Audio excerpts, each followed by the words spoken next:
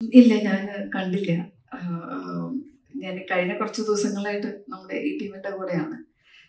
അതുകൊണ്ട് തന്നെ നമുക്കതൊന്നും കാണാൻ സാധിച്ചിട്ടില്ല. പക്ഷെ നമ്മളിപ്പോ ഈ സോഷ്യൽ മീഡിയയിലൂടെ എല്ലാം കണ്ടുകൊണ്ടിരിക്കുന്നുണ്ട്.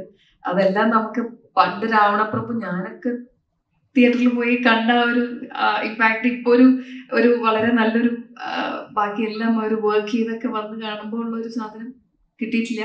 എന്തായാലും തീർച്ചയായിട്ടും போய் കാണുம். அண்ட் இந்த படத்துல ஒரு சாதாரணமா ஓகே வந்தோம் ஒரு ஹீரோயின் அந்த மாதிரி மட்டும் இல்லாம இந்த இந்த கண்டென்ட்டுக்கு ஒரு ஹீரோவோட டிராவல் பண்ற மாதிரியும் இந்த கண்டென்ட்டுக்கு ஒரு இம்பார்ட்டன்ஸா கூடவே இருக்கிற மாதிரி ஒரு இம்பார்ட்டன்டான கேரக்டர். அது இந்த மாதிரி ஒரு பெரிய படத்துல இவ்வளோ ஒரு மாசமான படத்துல அமையறது ரொம்ப கஷ்டம். ஸோ அது சாருக்கு தான் நன்றி சொல்லணும். அண்ட் கடல் போர்ஷன்ஸ் நாங்கள் ஷூட் பண்ணும்போது சார் சொன்ன மாதிரி ஃபர்ஸ்ட் டே அப்படி இருந்தது.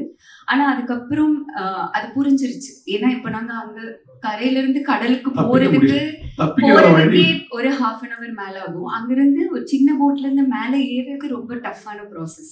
ஸோ அது ரொம்ப ரிஸ்கியாகவும் இருந்தது. ஸோ அதுக்காக தான் சார் அப்போ அந்த மாதிரி ஓகே அந்த ஷெட்யூல் போட்டு அது புரிஞ்சதால அண்ட் அதுக்கப்புறம் பழகிடுச்சு. இது எல்லாமே வந்து நான் சொன்ன மாதிரி இங்க கொச்சின் வந்துட்டோம் ப்ரெஸ் மீட் பண்றதுக்காக சொன்னதில்லை.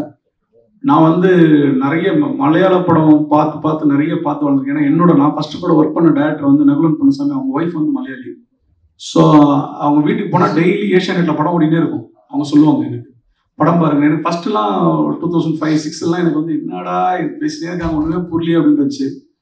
அப்புறம் போக போக தான் சினிமாவோட புரிதல் வந்து உண்மையாலுமே டெஃபினட்டாக நான் வந்து கற்றுக்கிட்டேன்றது இந்த படங்கள் பார்த்து தான். இப்போ லாஸ்ட்டாக கூட வந்து நாங்கள் எல்லாத்தையும் போனோம். அந்த ரோந்துன்னு ஒரு படம் வந்துச்சு. அதில் வந்துட்டு ஒரு சீக்வன்ஸ் வரும். ஒருத்தர் வந்து பையன் வந்து குழந்தை டப்பாவில் போட்டு மூடி வச்சுருவார். நான் அதை என்னோட இதில் கூட எழுதியிருந்தேன். இப்படி ஒரு சீன் உலக சினிமாவிலே பார்த்ததில்லை நான். ஒருத்தனோட பாசம், ஆனால் அந்த குழந்தைக்கு அது டேஞ்சரு.